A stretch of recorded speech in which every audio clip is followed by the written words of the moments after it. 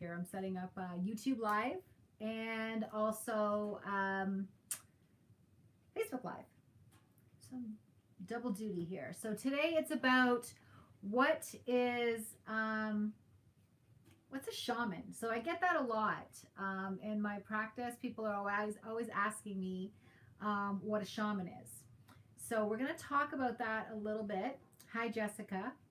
Today, though, I know normally I wait for the first person to say stone for me or power animal, but I'm actually choosing someone today.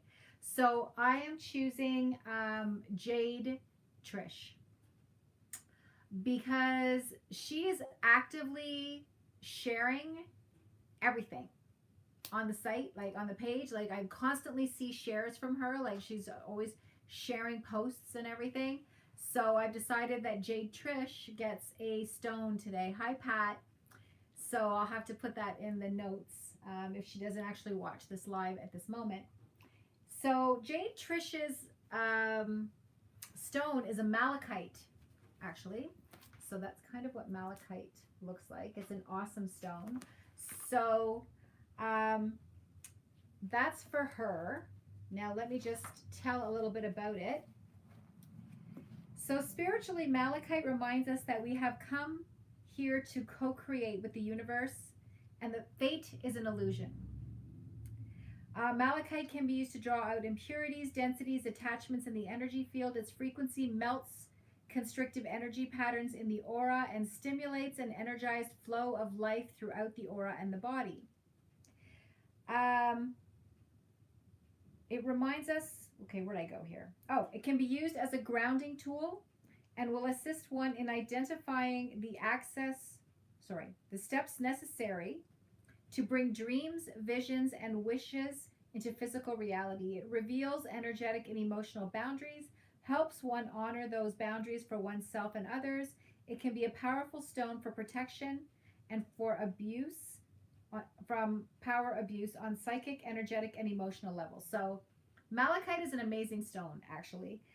They all are, but malachite is a pretty powerful stone. Malachite is ideal for burning through the fog of emotional confusion and can prevent one from making conscious choices. It helps one overcome the abuser-victim polarity and find strength within oneself. Malachite can assist those who have many creative ideas but are unable to organize or act upon them. It is an excellent ally for those afraid to use their power because of past experiences with abusive individuals.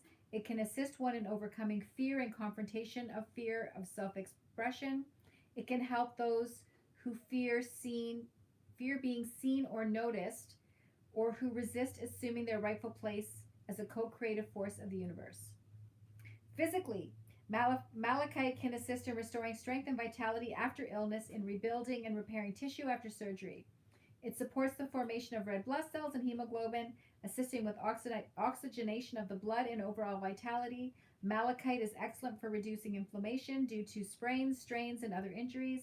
It can help draw toxins from the body and can be used to support fasting, detoxification, and other cleansing rituals.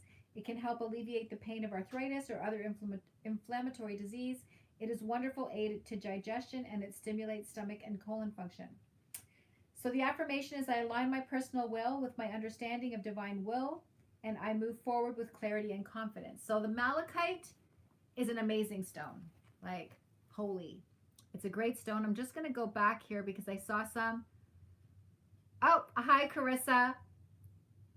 Sorry, she's just popping in. Okay, so today, what is a shaman? So I'm going to give you the basics today of what this is. So first of all, look in the mirror. Okay, we are all shaman in our DNA. All right, so hi, Mindfulness Harmony. Is that your name, or is that the name of your company? I would like to know your name. If it is your name, that's great. Very original and awesome. So for a little taste of what shaman is, I'm clearly not going to go into every single thing that a shaman is right now, but I am going to give you the basics. So first of all, it is one of the oldest forms of spirituality, hi Catherine, that exist. It is about 60 to 80,000 years old. It's the most ancient okay, of our known healing, natural, traditional type of healings.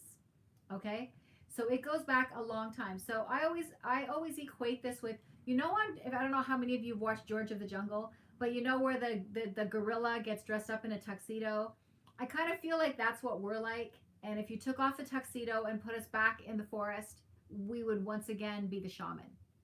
Okay, um, that's kind of in our DNA. It's really who we are. Okay. Hi, Jessica. It predates any kind of organized religion. So if you want to think about it as a religion, maybe, but it's like the very first one. And Wicca, um, those of you who know anything about Wicca, actually stemmed off of of the shaman time, of shamanic healings, shamanic traditions. Okay, so what do the shaman do? So they take journeys into non-ordinary realities. They meet with compassion spirits, information. They bring healing to others.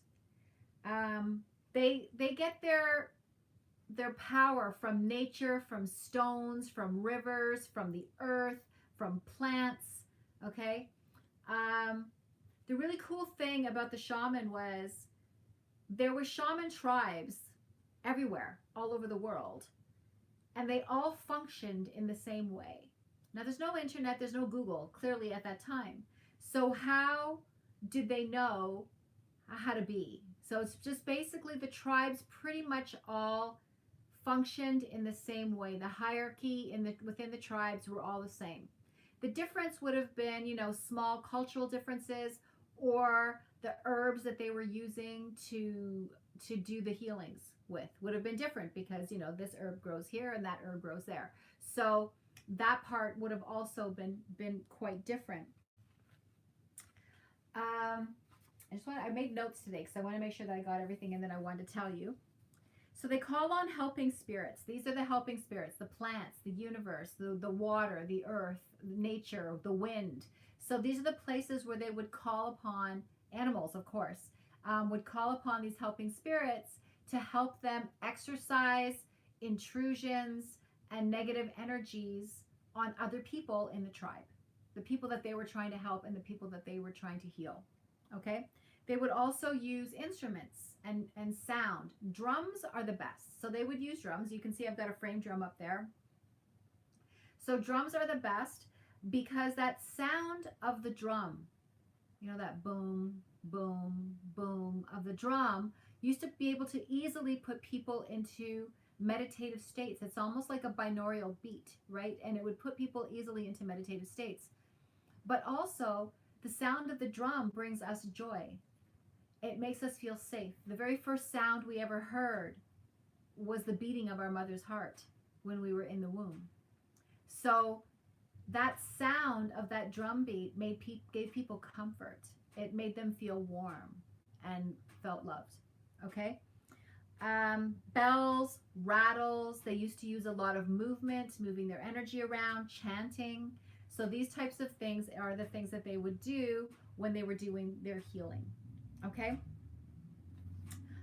The interesting thing is that, okay, so it's in our DNA. I know that there is a lot of out there's a lot of places where people can go and start to learn about shamanic healing. So if they want to know what the foundations are, if they want to learn about all the techniques and the procedures of shamanic healing, you can learn it.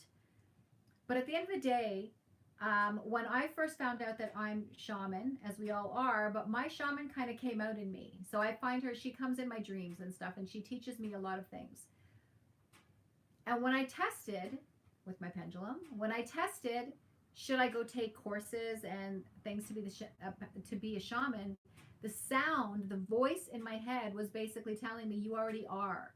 You can't go get a certificate in something that you are already. So, that's like me going out to get a certificate to say that I'm a woman. I mean, I already am. I don't need a certificate to tell me that. So, I believe that if you can just access that part of yourself, you will find it. It's past life regression from shamanism. They did do that type of thing but not really. Not really. It is past life regression. I'm going to say no to that question. They didn't really do that kind of thing, from what I know. Not in the way that I teach it, or the way that we do it now. I do know that they would go find messages they would go find soul retrieval, parts of our soul that we would have missing that could be in other lives and other places. So in that sense that they did things like that. But to take somebody into a past life for the heck of it, or to do some healing work, I don't know that they did that. So it's something that's in us. So they travel to the spirit world. Basically, they were traveling to the spirit world to get information for healing. Okay? So we go and we get that information and we bring it back. We go and we bring the souls back. We go, the pieces of the soul fragments that are missing from people, we bring it back. How do soul fragments go missing? A lot of times it's about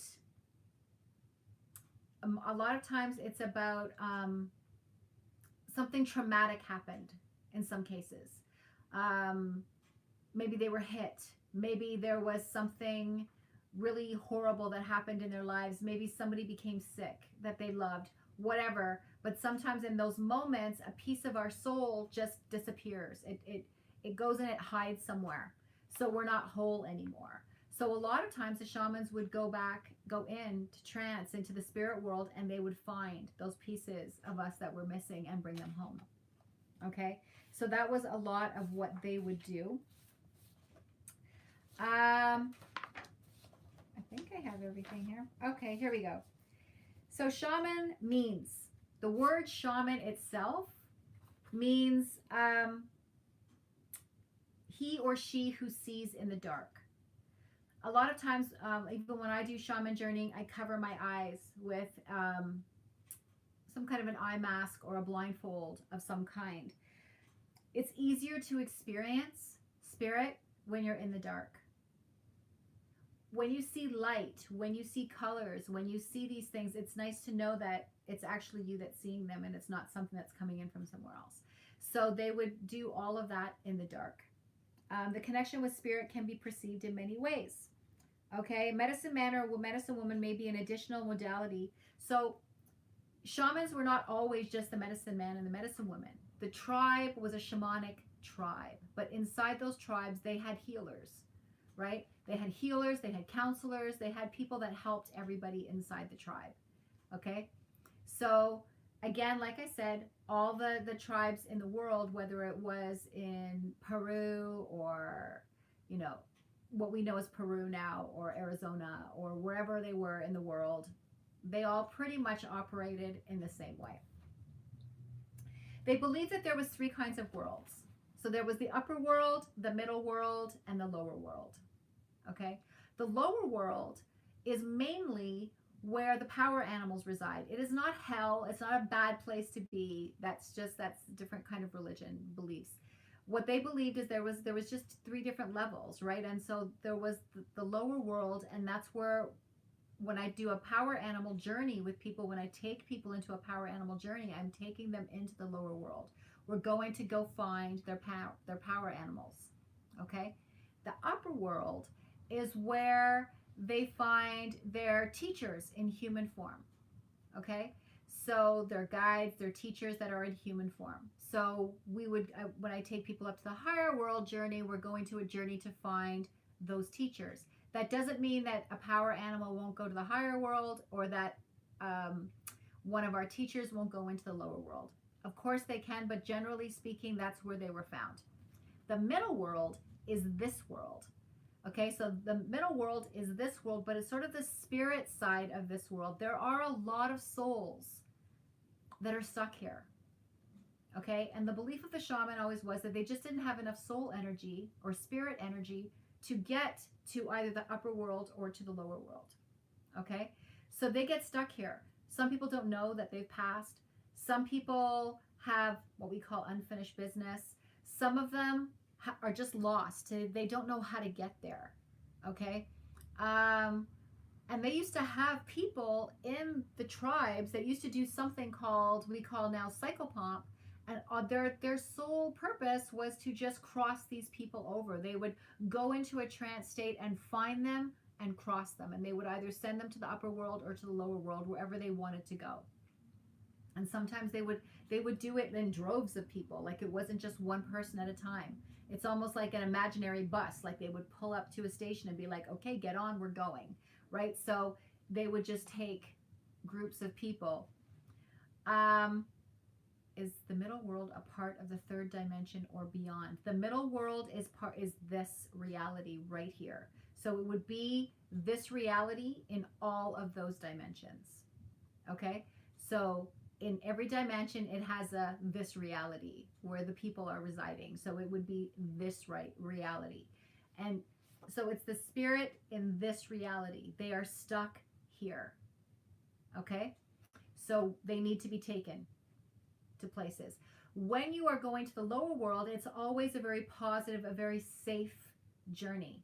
When you're going to the upper world, it's very safe and very positive journey, where you get messages and guidance. When you are journeying in the middle world, which I don't do a lot of journeying in the middle world, but when you journey in the middle world, you don't know if it's going to be a positive or a negative journey, because the spirit that you're dealing with here can be either or. Okay, so journeying in the middle world, I don't do a lot of it. So that's just where people are that have not passed over. All right. It's religion. Religions didn't trust the power of the shamans.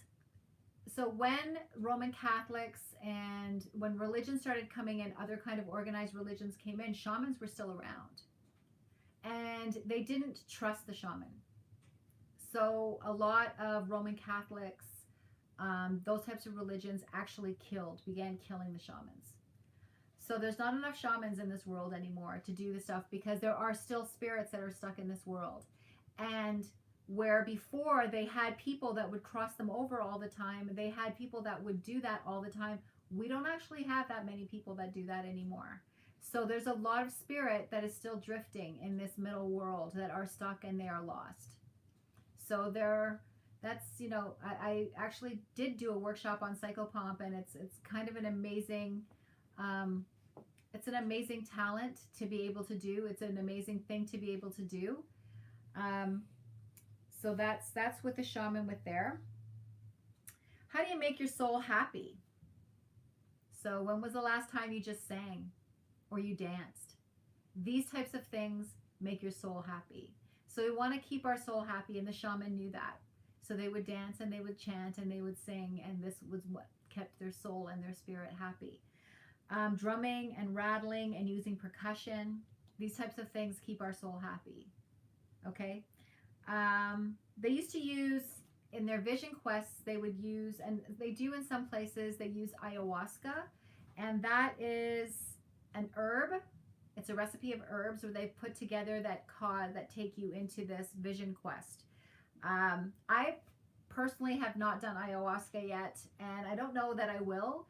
I have this issue with not being able to have control of my, elimination system and stuff. So I'm like, I don't know if I'm going to do that. So I'm pretty good at journeying on my own and vision questing. So I don't think I need that to do it. But some people have done it and they love it. Like they'll go away to ayahuasca retreats where they're just doing that for the weekend. So, that's awesome. If you can do it, I'm just still a little bit like, I don't really need that. Shamans looked at everything around us as being alive. So, when people choose being a vegetarian or vegan or whatever, and they say things, and you know what, I have nothing. Like, people eat what you want to eat. Like, I've got nothing to say about that. However, the one thing that I do have something to say about is that when they say that they're not going to eat meat of any kind because the meat has a spirit and the meat has a soul, well, so does a carrot, and so does a pepper, and so does lettuce. And if we just didn't eat things that had spirit in them and energy in them, then we would eat nothing. So everything is alive. I grow, those of you who've seen the pictures of my tower garden, I grow that because I eat live food, right? When I take that spinach right off of there and I eat that, it's alive, right? That food is alive still. So um, everything is alive. So just keeping that in mind, everything you touch, everything you have, those types of things, it's all alive. Everything has energy. Energy has consciousness. Just because a couch doesn't talk to you doesn't mean that it doesn't have consciousness. It's a slower consciousness. It's probably a very basic consciousness, but it still has consciousness because it has energy. Okay? So everything has consciousness. Everything is alive. So just keeping that in mind as well. I just want to make sure that, because I did, like I said, I made a lot of notes because I wanted to make sure that I told you everything that I wanted to tell you. I think that's it. That is probably it. I had a phone. Yes, ayahuasca is part of what using with the shamans. So yes, we did talk about that. So it is a blend of herbs that they use to do their vision quests. Okay, so that's about it. I don't know what else to tell you about the shamans. I do know a lot of things to tell you about the shamans, but this is really just a foundation about what are they, because a lot of people ask me what they are, and that's what they are. They are us. We are shaman. Each and every one of us has the ability to find that in our DNA. Each and every one of us has the ability to access that DNA string in us that will bring out the shaman. And if you ask for it, you will get it. And when I did, it started coming in my dreams, and I started learning how to do all of my power animal journeys and everything, and things that I call dismemberment and rememberment journeys and path and purpose journeys, and all of this stuff I learned how to do in my dreams. And I remember thinking one time, like, I don't know if I'm learning this right. Like, people have doubt, right? Like, am I learning this right? I'm learning this in a dream. Like, how can I possibly be learning this right? And so when I went to a few workshops, more for confirmation and verification, I already knew what they were teaching. There was nothing in those workshops that I didn't actually know already. In fact, I felt like I needed to correct them sometimes, which was not good, and I kept my mouth shut. But it was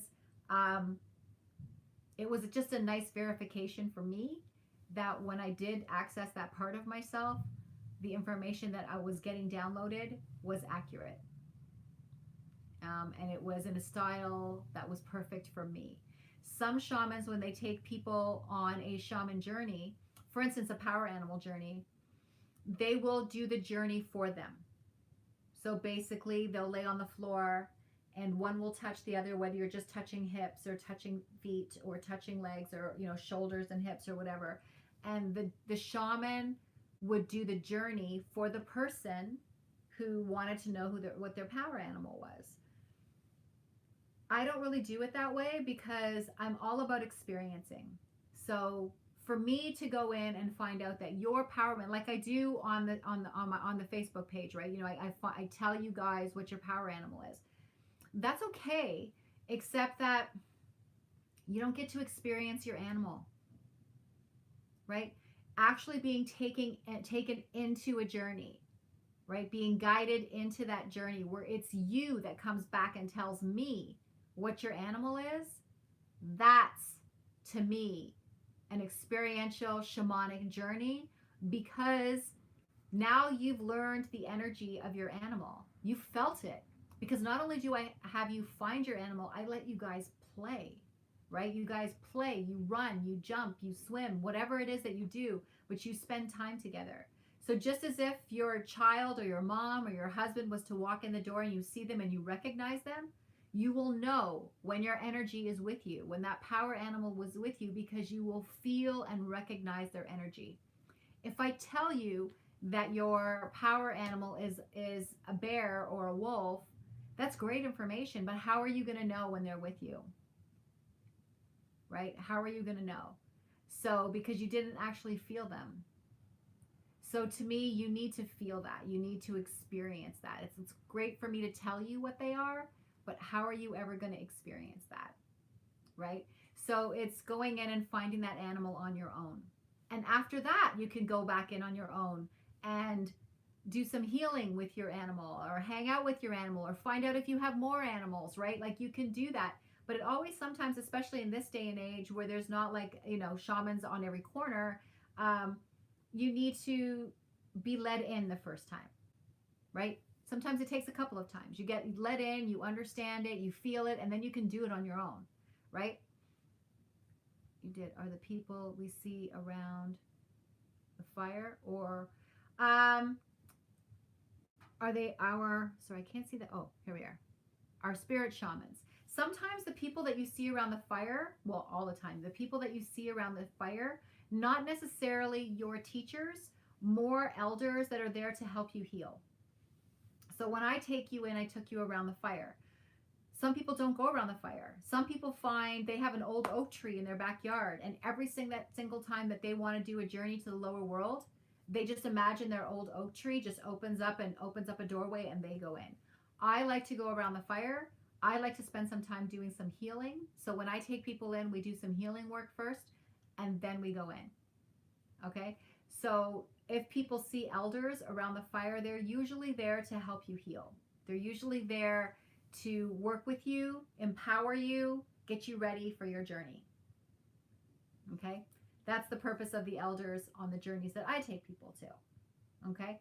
Even if we're going to go to the upper world, we usually go to a place of healing first, and then I take you up into the upper world.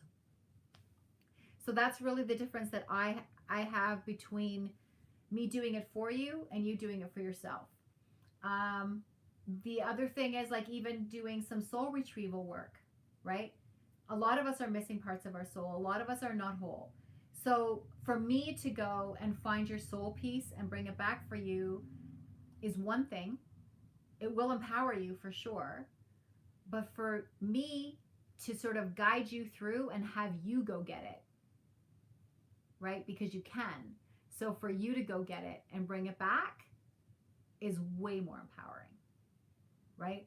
So I'm all about the experience. It's even with the past life. When I take people into past life regressions, I take them in. Do I have the ability to take myself into trance and go into your past life and tell you about it? Yes. Do I do that? Not that often.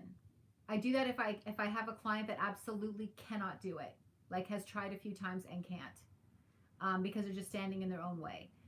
Then I'll do it for them. Or I muscle tested it and their energy wants me to go and not them. Okay, so then I'll do it. But for most cases, I am taking the client into their own past life regression because I want you to experience it. You were in that body. You know what happened. You know somewhere deep down inside what happened in that life better than I ever will. You'll be able to fill in all the blanks. You'll be able to know exactly what happened and come back with those pieces of knowledge and wisdom that are going to empower this lifetime. Okay? So me coming back, I'm still going to have some pieces missing because I didn't live that life. Okay? Oh my, this is all new and I'm just well, that's the purpose of this site, Catherine. So that the purpose of this site is to actually empower people and to answer those questions. So always, like, if you guys have questions, if there's certain things that you want to find out about on this page, whether it be on my YouTube pages or on my Facebook pages, if you guys want to find out stuff about, like, you need to tell me, okay? You all know how to get a hold of me. It's easy to text me. It's easy to send me a message, right? Get a hold of me. If you want to do your own, like, in-depth healing, then contact me. There's only so much that I'm going to do on a free page. I mean, let's be realistic here, right? Like, I'm not going to give up everything I know on a free page. I'm not going to do all the healing that I can do with you on a free page. That doesn't even make any sense. But I will give you I'm still going to give you more than you will get probably mostly anywhere else, right? So I will give you a lot of information, but at the end of the day, if you want to do some intense healing on yourself, then you got to contact me, right? Then we got to do some work together. But otherwise, you want to just know some basic information and, get a stone, get a power animal, do some meditations with me, with the group. This is the place to be. Absolutely. Am I going to fill this page with, like, quotes and stuff, not really. Okay, you can read those everywhere and all over the place on Facebook. So that's not what I'm here to do. What I'm here to do is to open you guys up. This is a time for awakening. Okay, this is the time to find that shaman within us, the healers within us. This is the time for us to start feeling the shift, because the earth is crying. Okay, I don't know if you guys have noticed it, right? There's a lot of weather patterns happening. There's a lot happening. Just like we get sick, right? And this is, this is going back to shaman beliefs, right? Just like we get sick. We get sick and we'll get cancer. We get sick, we have a lot of negative energy, and we'll get fibromyalgia, and we'll get MS, and we'll get this, and we'll get that, and we'll get headaches, and we'll get all of these things. You don't think that's going to happen to the earth? She's alive. Okay? So yes, she needs to also purge the negative energy. And how is she going to do that? Earthquakes, tsunamis, weather patterns, right? The different things that we're seeing, fires, right? These different things that are happening. She's trying to heal herself. But unfortunately, what's happening in this world is that we are doing damage to her faster than she can heal herself. The universe is not going to let that happen for too much longer. So we have to be sure that those of us that can help, right? So the more of us that open up, the better. Yep. And you are completely right, Catherine. So she is crying. Mother Earth is absolutely crying. And I remember going into a trance once, and this was the most profound experience that I ever had. And I'm kind of going off topic here, but one of the most profound experiences I ever had was I saw this like light as a woman walking towards me in my trance, and I didn't know who that was. And when I realized that I was looking at Gaia, I completely broke down. I thought I was going to lose my crap. Like, I was just like, oh my God. And just the message that she's crying, right? So, we're setting off bombs inside the earth just to test nuclear devices. We're doing all kinds of stuff. And we're so worried about all the stuff, spending money on the stuff, spending money to make ourselves happy on the outside. We are forgetting where we really need to heal is on the inside. And if we can heal on the inside and start sending some positive energy out there, we can help her heal. Because all that stuff's not going to mean a damn thing when we don't have anywhere to put it. So that is very true. I do the same thing. I do the exact same thing. So Catherine, Mindfulness Harmony, Catherine is saying she cries randomly, thinking how much pain she is in. The earth is in. And I do too. Because if you can connect for a moment for the earth, you're going to feel it. And it is heartbreaking. So that is some information about the shaman. And the shaman plus some other stuff. So that's it. Please keep in touch with all the information that's going on. We've got some great things happening. There's the retreat going on. There's some ways that you guys can actually even make some money for yourselves. There's healing available with me if you want it. I'm telling you, the only thing ever standing in your way is you. So if you want to get to a better place in your life, then get out of your own way and start doing what needs to be done. All right. So have a great afternoon, a great day. Send Mother Earth your love, because she will just eat it up. She just loves it, and she will send some right back to you. And I will talk to you guys again soon. Bye-bye.